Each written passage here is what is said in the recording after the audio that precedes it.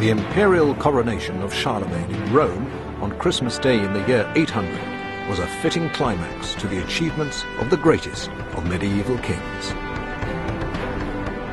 His name comes from the Latin Carolus Magnus, or Charles the Great, and there can be no doubt about his claim to greatness. Because at the end of the 8th century, he managed to create, for a short time at least, a united Europe, something that military leaders and politicians have been trying to do ever since.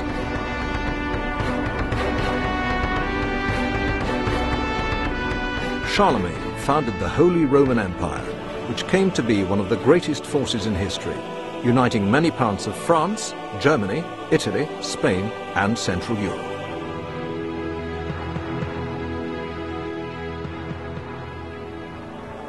In spite of its name, this empire he created didn't have very much to do with the old Roman Empire. What was important about it, though, was that with its foundation, Charlemagne brought an order and political stability to Europe that had not been seen since the end of the Roman Empire. I think what makes him such a significant character is that he is really the connector between the Roman world, the far distant past in history, and the modern world. And without Charlemagne, in a way, we'd have a massive gap between those two worlds, between antiquity and the modern world as we know it. So many things about the world around us that we know now could not be there if it hadn't been for Charlemagne. Our language, the nature and the shape of Europe. I mean, the very fact that we talk about areas of France, areas like Italy, the way they're ruled, these are all laying down in the Carolingian period. Charlemagne was the greatest leader of his age. He ruled for 46 years, from the year 768 until 814, and from the first until the last year of his reign, he was at war. His reign was taken up by one military campaign after another, as he extended the borders of his lands from a fairly small kingdom in the Meuse-Moselle region on the borders of modern France, Germany, Belgium and Holland, to a great empire which stretched from the river Elbe to the river Ebro,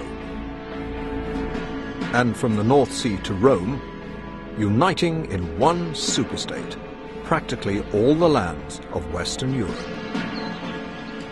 He was always on the move, and at a time when there were no proper roads, the distances he covered were huge. 2,000 kilometers on foot and on horseback from one end of his lands to the other, through forest and marshland and across great rivers and mountain ranges. He was an extremely successful early medieval ruler. I mean, he was a conqueror. He expanded the territory under his control considerably. I mean, he more than doubled the amount of territory that he inherited from his father. To understand the story of Charlemagne and his achievements, we have to see how his will to extend his power and govern were inseparably linked with his mission to spread the Christian religion. He thought he was personally responsible for the progress of God's kingdom on earth. Every people and every tribe he subdued had to take an oath of allegiance and had to convert to the Christian religion. But in the midst of almost continuous war, he created centers of learning where the arts of peace, building, manuscript copying, bookbinding, and gold and silversmiths' work were able to flourish.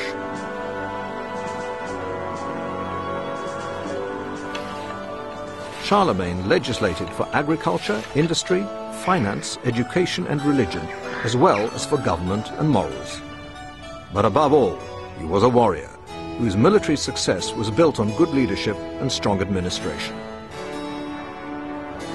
His achievements were so great that they inspired a succession of military conquerors and would-be unifiers of Europe right up to the present day, earning him the title Father of Europe.